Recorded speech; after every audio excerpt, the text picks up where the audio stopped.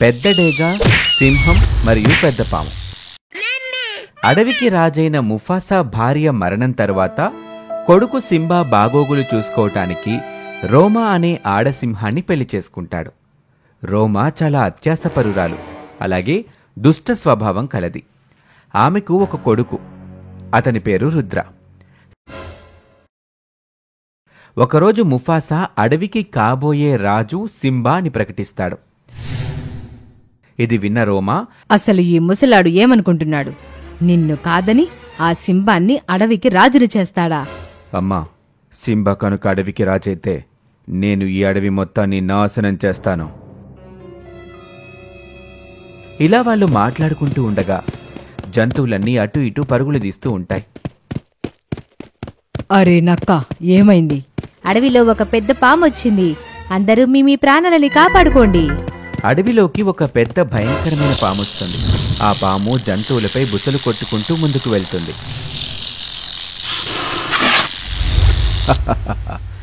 ఇక్కడ ఎన్ని జంతువులున్నాయి, నాకు ఇక్కడ భోజనానికి ఏ ఇబ్బంది ఉండదు. ఈ విషయం తెలుసుకున్న ముఫాసా కోపంతో పాముని చంపటానికి వస్తాడు.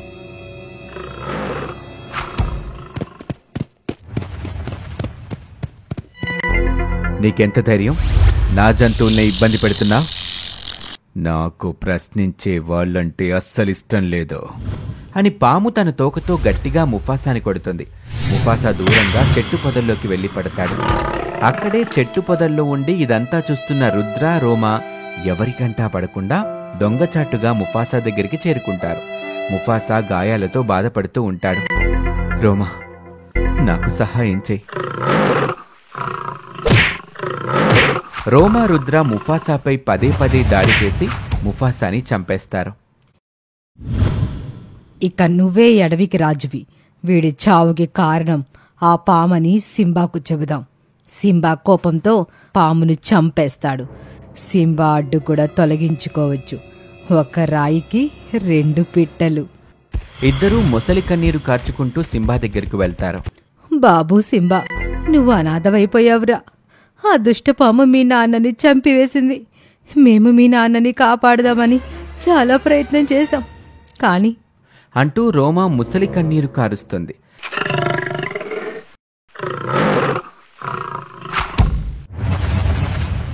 అమ్మా, నా తండ్రి చావుకి కారణమైన ఆ పాముని చంపి నా ప్రతీకారాన్ని తీర్చుకుంటాను. సింబా పాముని చంపటానికి బయలుదేరుతాడు. మరోపక్క పాము అడవిలో విధ్వంసం సృష్టిస్తూ ఉంటుంది. ఆగు, ఇంకొక్క అడుగు ముందుకు వేస్తే చేస్తావు. నీకెంత ధైర్యం ఉంటే నా తండ్రిని చంపుతావు? నిన్ను కూడా నీ తండ్రి దగ్గరికి పంపించేస్తాను. సింబా గట్టిగా గర్జిస్తూ పాముపై దాడి చేస్తాడు. ఇద్దరి మధ్య గొడవ జరుగుతుంది.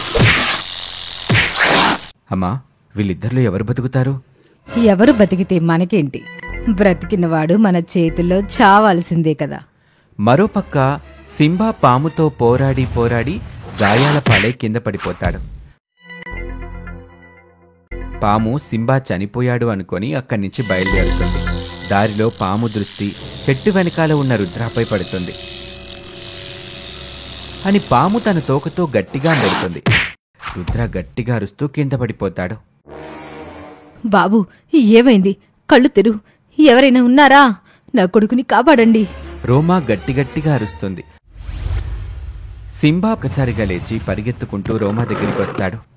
అమ్మా, నువ్వేమీ కంగారు పడుకో, రుద్రాకి ఏమీ కాదు.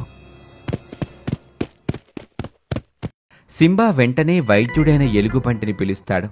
ఇప్పుడు రుద్రని కేవలం ఒక్కరు మాత్రమే కాపాడగలరు. ఎవరు చెప్పు, నేను వెళ్ళి తీసుకొస్తాను. లేదు సింబా, నువ్వు అనుకున్నట్టు ఇదంతా సులువైన పనైతే కాదు. అక్కడ నీ ప్రాణాలకి ప్రమాదం ఉంది. నువ్వు నా గురించి ఆలోచించుకో. నా తమ్ముడు ప్రాణాలు కాపాడు.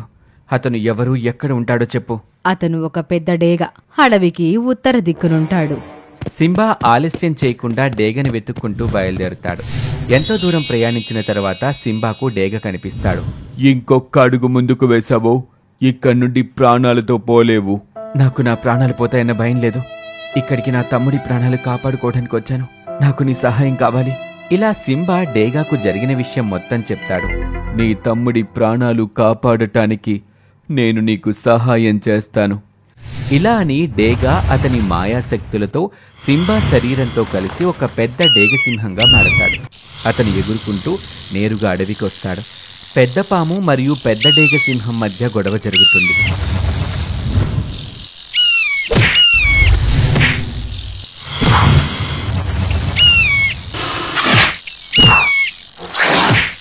పాము డేగ యొక్క శక్తుల నుండి బలహీనపడి చనిపోతుంది.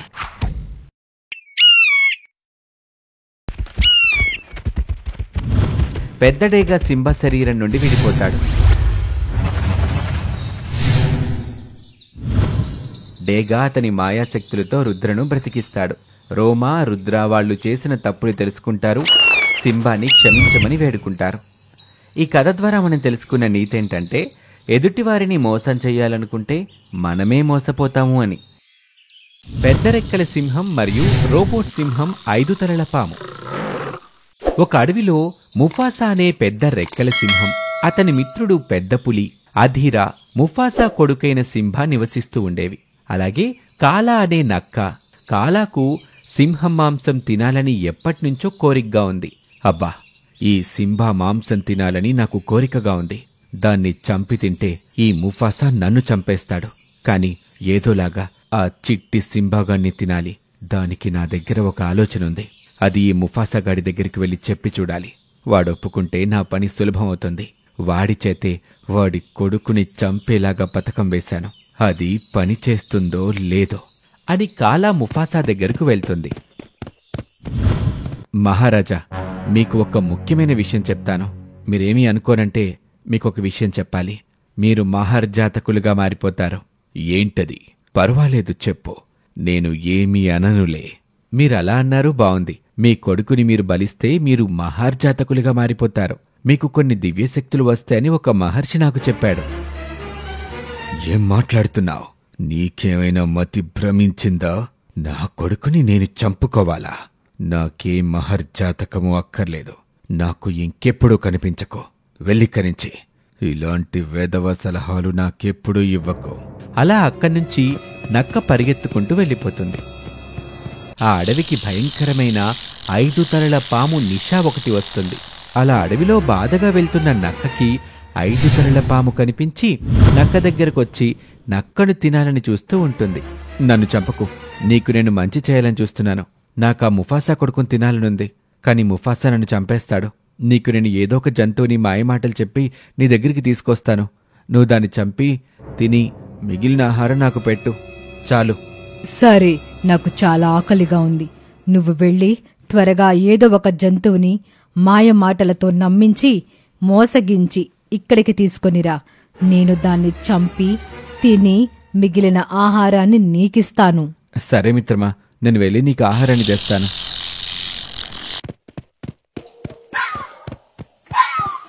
అలా కాలా రోజుకొక జంతువుని ఆ నిషాకు ఆహారంగా తెచ్చిపెడుతూ మిగిలిన ఆహారం తను తినసాగింది.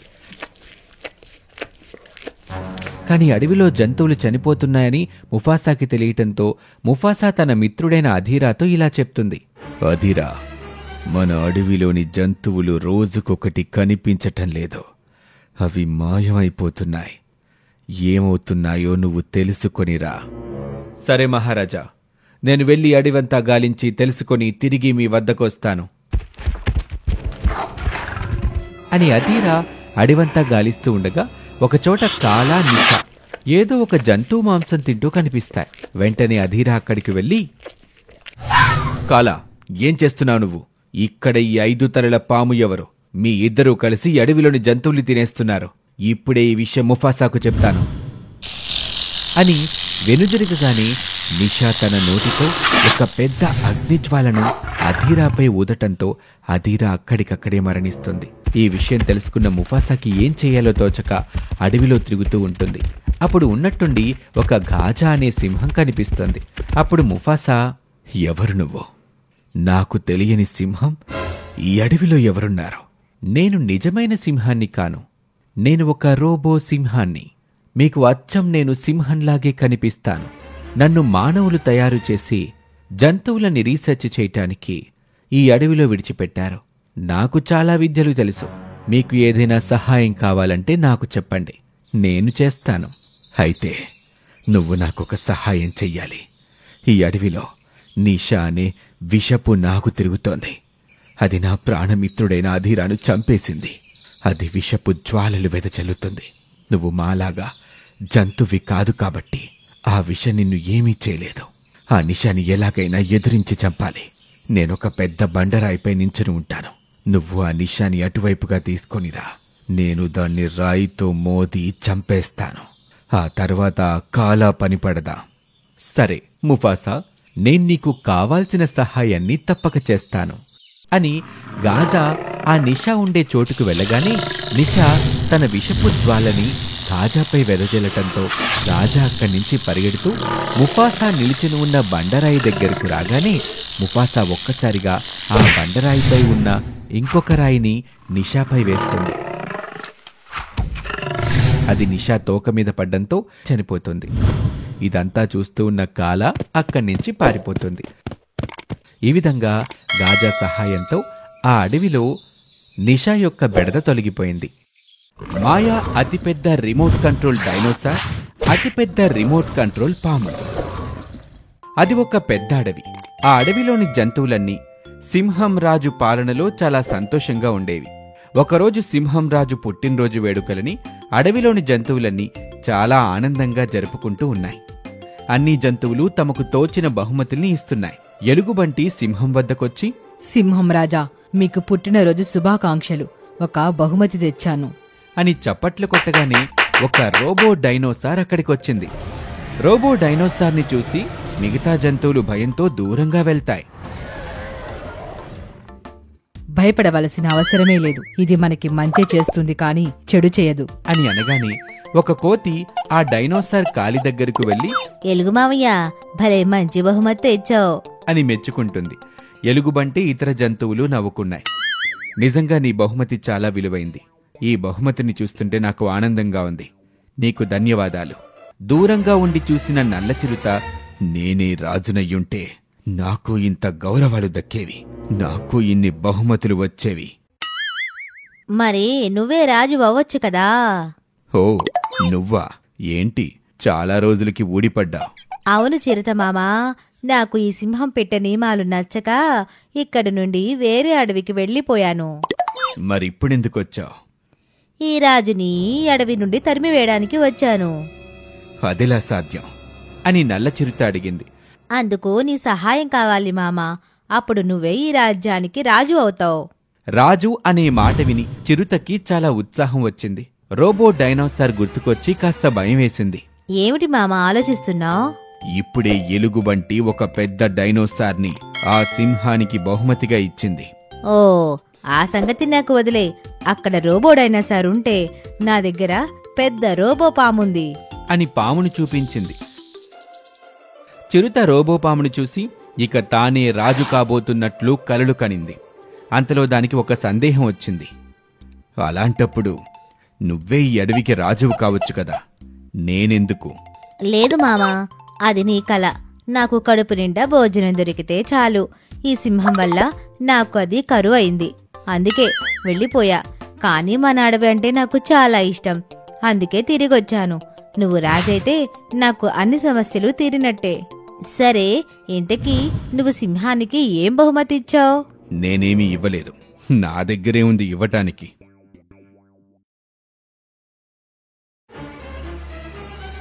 అయితే ఈ పాముని బహుమతిగా ఇవ్వు అని అంది.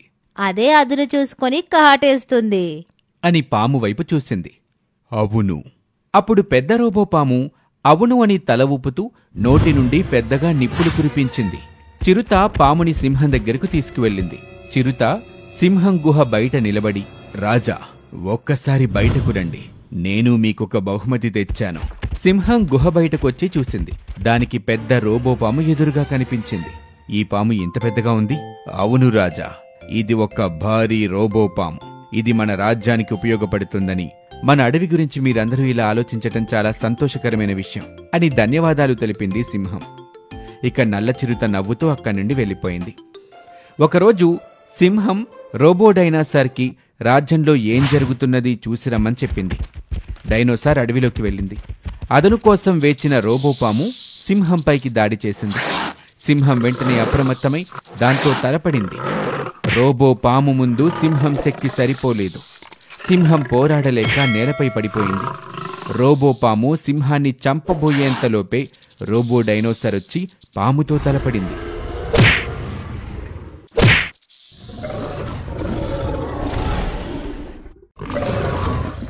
రోబో డైనోసార్ ముందు రోబో పాము నిలవలేక పడిపోయింది. సింహం చనిపోతే చూద్దామని వచ్చిన నల్లచిరుత అక్కడ్నుంచి చిన్నగా వెళ్లిపోవటం చూసిన సింహం రోబో డైనోసార్కి నల్లచిరుతను పట్టి తేవాల్సిందిగా ఆజ్ఞ వేసింది.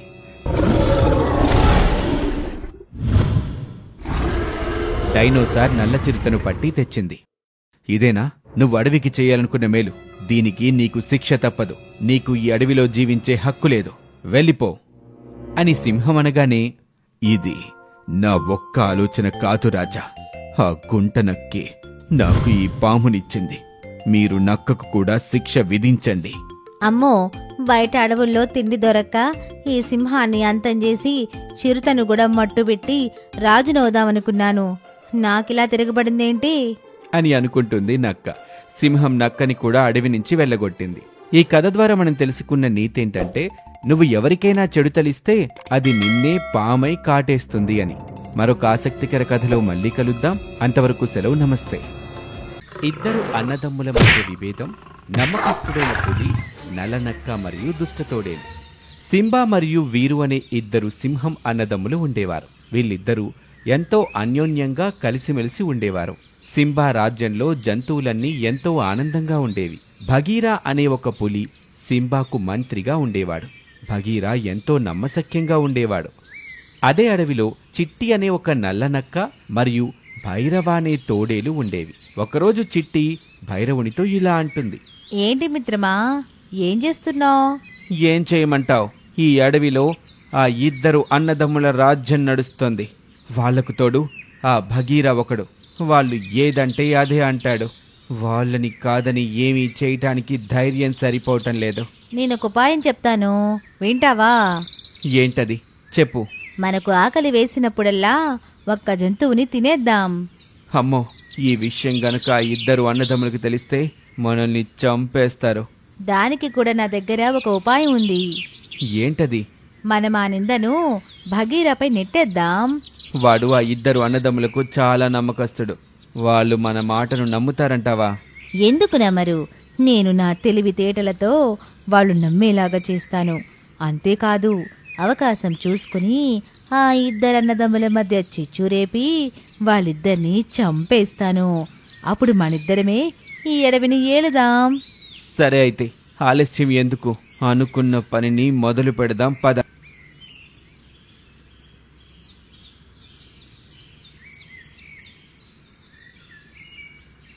ఇలా ఇద్దరూ జంతువుల్ని చంపి తినటం మొదలు పెడతారు. ఒకరోజు చిట్టి సింబా దగ్గరకు వెళ్తుంది. ఏంటి చిట్టి, ఇలా వచ్చావు? అది సరే కాని, ఈ మధ్య అడవిలో ఎవరో జంతువుల్ని వేటాడుతున్నారు అని విన్నాను. వాడెవడో నీకేమన్నా తెలుసా? ఏం చెప్పమంటారు మహారాజా? ఎంతో ధైర్యం చేసి నేను ఈ విషయం గురించి మీతో మాట్లాడదామని వచ్చాను. బహుశా మీరు నా మాటలు నమ్మకపోవచ్చు, కానీ ఇది నిజం. భగీరా మీకు ద్రోహం చేస్తున్నాడు. వాడే జంతువులను చంపుతున్నాడు. మీరు ఎలాగైనా సరే వాడికి తగిన శిక్ష విధించాలి. ఏంటి నువ్వు చెప్పేది? నిజమా? నేను నమ్మలేకపోతున్నాను. నాకు తెలుసు మీరు నమ్మరని, కానీ మహారాజా, ఈ అడవిలో మీ తర్వాత అత్యంత బలవంతుడు భగీరానే కదా. ఇంత నమ్మక ద్రోహమా? నేను నమ్మలేకపోతున్నాను. ఇంతలోనే భగీరా అక్కడికి వస్తాడు. ఎంతటి నమ్మక ద్రోహం చేసావు భగీరా? ఏమైంది మహారాజా? నా కళ్ళు కప్పి అమాయకపు జంతువుల్ని వేటాడుతున్నావు. పైగా ఏమీ తెలియనట్టు నటిస్తున్నావా? నువ్వు తక్షణమే ఈ అడవి వదిలి వెళ్ళిపో. మహారాజా, నేను ఏ పాపము చేయలేదు. మీరేదో పొరబడుతున్నారు. కానీ ఏదో ఒక్క రోజు నిజం తప్పకుండా మీ ముందుకొస్తుంది. ఆ రోజు కోసం నేను ఎదురు చూస్తూ ఉంటాను అని భగీరా అక్కడి నుంచి వెళ్ళిపోతాడు. మరుసటి రోజు చిట్టి వీరు దగ్గరికి వెళ్ళి, వీరు, నువ్వు ఏమి అనుకోనంటే నేను నీకొక మాట చెప్తాను, వింటావా? ఏంటో చెప్పు. నువ్వు రాజువైతే చూడాలని కోరికగా ఉంది. నువ్వు రాజు అయ్యేదెప్పుడు, మమ్మల్ని పాలించేదెప్పుడు? నాకు కూడా రాజవ్వాలని కోరికగా ఉంది. కానీ అన్నయ్య రాజుగా ఉండగా నేనెలా రాజునవ్వగలను చెప్పు? హా, అదే కదా నా బాధ. ఇప్పుడు నీ అన్న మహారాజు, తర్వాత అతని కొడుకు రుద్ర మహారాజు అవుతాడు. ఇక నువ్వు, నీకొచ్చే పిల్లలు రాజులవుతారన్న మా కోరికగానే మిగిలిపోతుంది. మరి నన్ను ఏం చేయమంటావు? నీ అన్నను అతని కొడుకును చంపేస్తే. ఏంటి నువ్వు మాట్లాడేది? నా మాట విను. నీ శ్రేయస్సు, నీకు వచ్చే పిల్లల శ్రేయస్సు కోరి చెబుతున్నాను. నా మాట కాదనకు. మహారాజుని చంపేయి. అవును, నువ్వు చెప్పేది నిజం. ఎలా అయినా మా అన్నను చంపాలి. ఇదే కదా సరైన నిర్ణయం. నాకు భైరవ అనే స్నేహితుడున్నాడు. అతను చాలా బలవంతుడు. అతనితో కలిసి మీ అన్నను చంపేద్దాం. ఇలా అని చిట్టి భైరవుని దగ్గరకు వెళ్తుంది.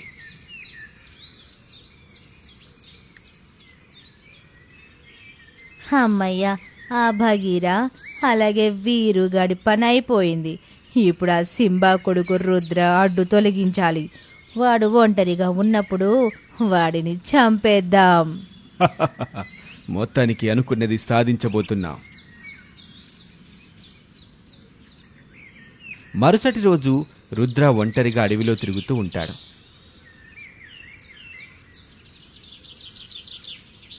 భైరవ అతన్ని బంధించి ఒక గుహలోకి తీసుకువెళ్తాడు. మరోపక్క చిట్టి తన మనసులో ఇలా అనుకుంటుంది. అందరి మనసులో ఒకరిపై ఒకరికి మనస్పర్ధలు సృష్టించడంలో సఫలమయ్యాను. ఇక అందరూ ఒకరినొకరు కొట్టుకొని చావడం ఖాయం. ఇకపోతే మిగిలింది భైరవ. అతనొక్కడినే కూడా ఏదో రకంగా అడ్డు తొలగించి ఈ అడవికి రాణినవుతాను. ఇలా అనుకుని చిట్టి వెంటనే సింబా దగ్గరికి వెళ్ళి,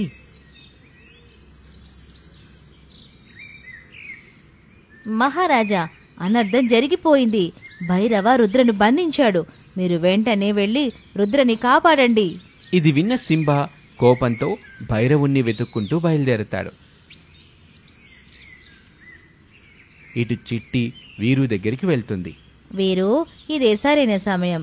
నువ్వు సింబా వెనకాలే వెళ్లి భైరవతో కలిసి సింబాను చంపేయి. అవును, ఇదే మంచి సమయం. నేనిప్పుడే వెళ్తాను. మరోవైపు సింబా భైరవ దగ్గరకు చేరుకుంటాడు. భైరవ, నీకెంత ధైర్యం ఉంటే నా కొడుకునే బంధిస్తావు? చెప్పు, నా కొడుకు ఎక్కడున్నాడు? లేదంటే నీ ప్రాణాలు తీయటానికి నాకు ఎక్కువ సమయం పట్టదు. సింబా భైరవతో మాట్లాడుతూ ఉండగానే అక్కడికి వీరు చేరుకుంటాడు. భైరవ, ఏంటి ఆలోచిస్తున్నావు? చంపే విన్ని. వీరు, ఏంటి నువ్వు మాట్లాడేది? భైరవ మరియు వీరు సింబాపై దాడి చేయబోతూ ఉండగా అక్కడకు భగీర వచ్చి వాళ్ళని అడ్డుకుంటాడు. వాళ్ళ మధ్య అతిపెద్ద గొడవ జరుగుతుంది. సింబా భైరవుణ్ణి చంపబోతూ ఉండగా భైరవ ఇలా అంటాడు. మహారాజా, నన్ను దయచేసి క్షమించండి. నేను ఆ చిట్టి మాయ మాటల్లో పడి ఇంత పెద్ద తప్పు చేశాను. నన్ను క్షమించి వదిలేయండి. అన్నయ్య, ఆ చిట్టి చెప్పుడు మాటలు విని నిన్ను చంపాలని చూశాను. నన్ను క్షమించు. ఛీ, మీరే కాదు, నేను కూడా ఆ చిట్టి మాటల్లో పడి ఎంతో పెద్ద తప్పు చేశాను. నాకు అత్యంత నమ్మకస్తుడైన భగీరాని నా నుండి దూరం చేసుకున్నాను. నన్ను క్షమించు భగీరా. సమయానికి నువ్వు రాకపోతే నేను చనిపోయుండేవాణ్ణి. మహారాజా, రుద్ర క్షేమంగానే ఉన్నాడు. నేనతన్ని చంపలేదు. నాకు చిట్టిపై అనుమానం వచ్చింది. అందుకే నేను రుద్రని చంపినట్లుగా నటించి అతన్ని గుహలో దాచిపెట్టాను అని భైరవ రుద్రాన్ని తీసుకొచ్చి సింబాకు అప్పచెప్తాడు. సింబా రుద్రాన్ని చూసి ఎంతగానో ఆనందిస్తాడు. ఇదంతా అక్కడే దొంగచాటుగా నిలబడి చూస్తున్న చిట్టి ఇలా అనుకుంటుంది. అయ్యో, ఇదేంటి? నేను అనుకున్నదొకటి, ఆయనదొకటి. ఇప్పుడు నేను మహారాజు గారి కంట పడకముందే ఇక్కడి నుండి పారిపోవాలి. ఇలా చిట్టి ఎక్కడికో పారిపోయేందుకు ప్రయత్నిస్తుంది. ఇంతలో సింబా ఆమెను అడ్డుకొని ఆమెపై దాడి చేసి చంపేస్తాడు. భైరవ మరియు వీరుని క్షమించి వదిలేస్తాడు. ఈ కథ ద్వారా మనం తెలుసుకున్న నీతేంటంటే చెప్పుడు మాటలు వినకూడదు అని.